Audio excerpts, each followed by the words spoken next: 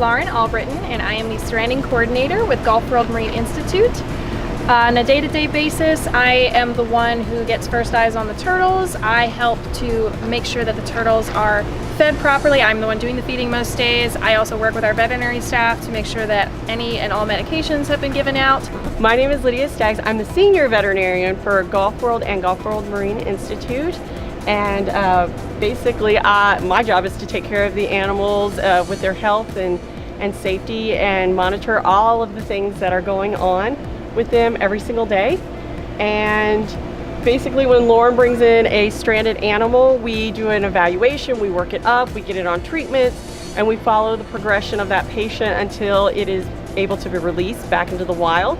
And then for the animals that are here, permanent residents, we just make sure that they are healthy. We do a lot of preventative care, a lot of workup on those animals, because these animals like to hide their illness and not show that they are sick, because out in the wild they will get eaten or attacked if they show that they aren't doing so well. So we just like to make sure that everybody's healthy here at the park, and so they come and they get to see the doc at least once a year, if not multiple times a year, for preventative health screens. We're on the park side of the operation, which is completely separate from the Institute.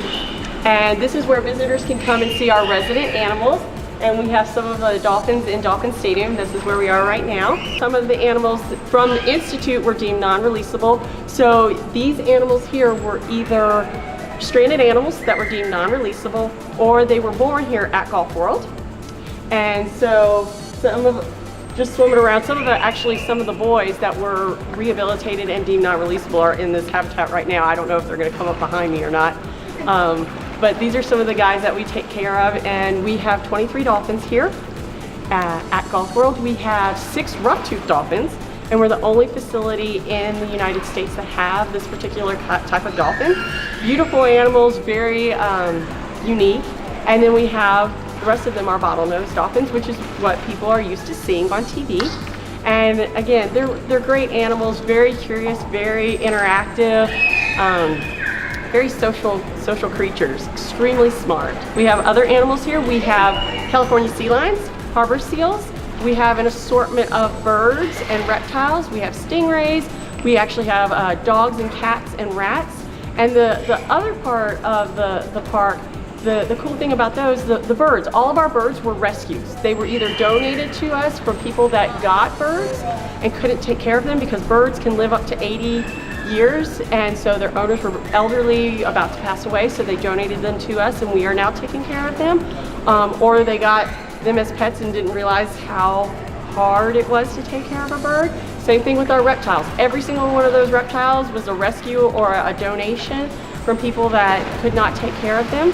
Our dogs and cats are rescues from Aliqua, and so we're very proud to take animals that need home, and that we give them a place and give them something to do and interact with people.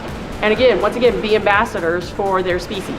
Gulf World Marine Institute is the primary responder for multiple counties in the Panhandle. So we primarily respond to animals that strand in Bay, Gulf, Franklin, and Wakulla counties. And then we also share part of Walton County. This does not mean we will not participate in stranding responses out of that region. If another response organization for either turtles or marine mammals requests our assistance, we will certainly do everything we can to help them out. It also doesn't mean that we won't say no to an animal that comes from another region. So we can sometimes take patients that strand in other regions that for whatever reason need to come straight to us.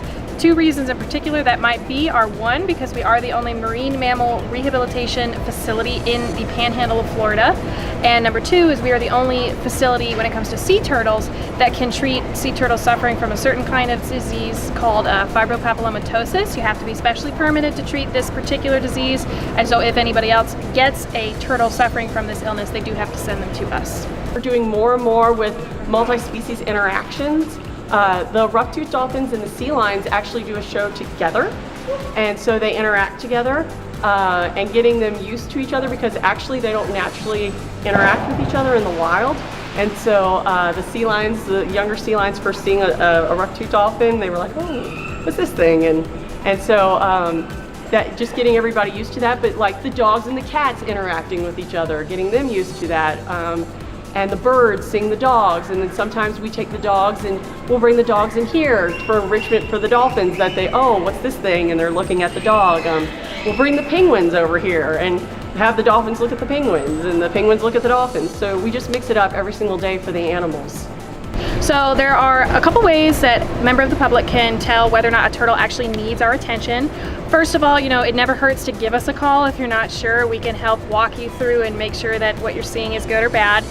One thing definitely is if a turtle does get hooked accidentally by recreational fishermen, whether that's on the beach or at a pier, we do want to know about that. Largely because if they've done it once, a lot of times they've done it before.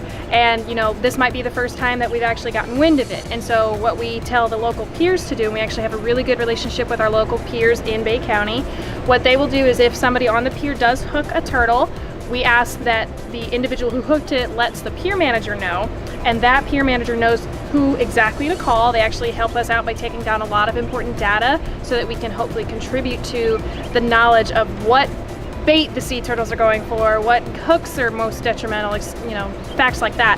But anyway, so they will call us, we'll come and pick up the turtle, bring it in here, and we'll do a full workup. And then some other things you can look for when it comes to turtles in particular. One, if a turtle is on the beach and it's not a nesting female, that's not okay. So unless it's a nesting female, a turtle should not be washed up on the beach, especially if it's just sitting there not moving and it looks like it hasn't moved, it's got some sand over it, that's a problem. If a turtle cannot dive properly, that's another pretty good visual. So some folks will call us and see, they'll say that a turtle's been at the surface for a long time. They do perform a behavior called basking. Given that they are reptiles, they like to warm themselves up in the sun, and they can do that for a long time. So if I hear that the turtle then dives and disappears, that's an okay turtle. If the turtle tries to dive and it cannot, so for example, if it bobs back up to the surface, that's not okay. That means that there's some air where it shouldn't be. So that's something we like to look for. If it's absolutely covered in barnacles and it appears to have other injuries or entanglements, that's stuff we need to know about.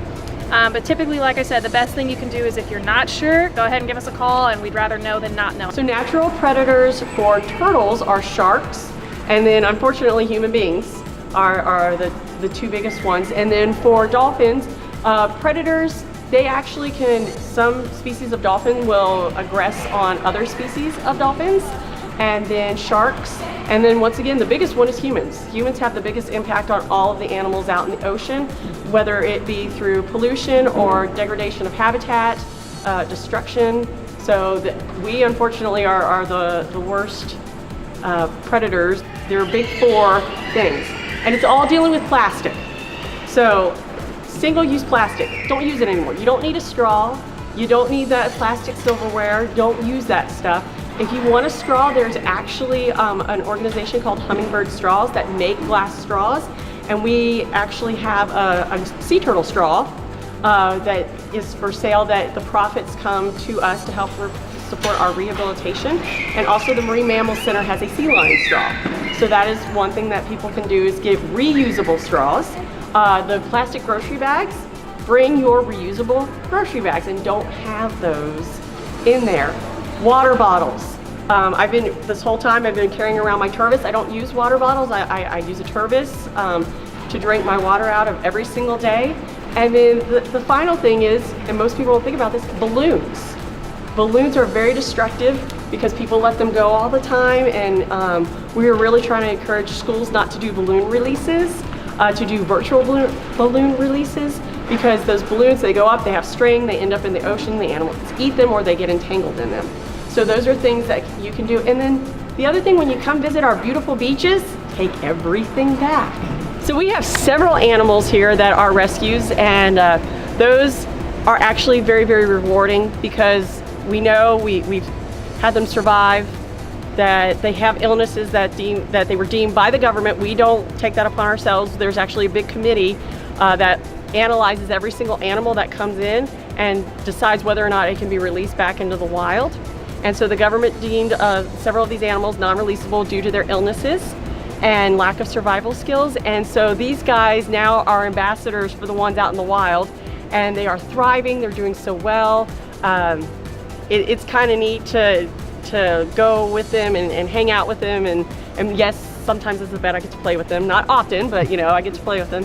and just interacting with these guys and knowing that you saved this life with your team, that this animal wouldn't be alive because of you, and now they're thriving and doing so well. And I've been here long enough now, I'm watching some animals that came in as calves that were non-releasable as calves that now they're teenagers and they're teenage boys and they're getting into trouble. And so watching that now and seeing them grow up, or some of them having babies now and having offspring, so it's really wonderful and inspiring to watch and see.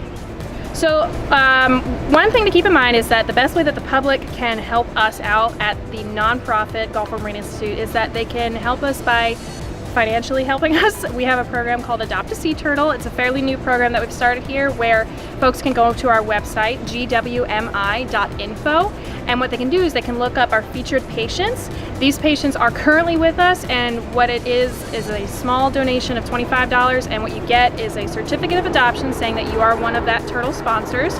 You get a picture, an actual high quality photo from our photo department, and you get an information sheet about that turtle, and you also get on an email list for when that turtle does get released and for updates about that turtle, so you can feel like it's, you know, that you have contributed, and we want people to know that they've contributed to that animal's care.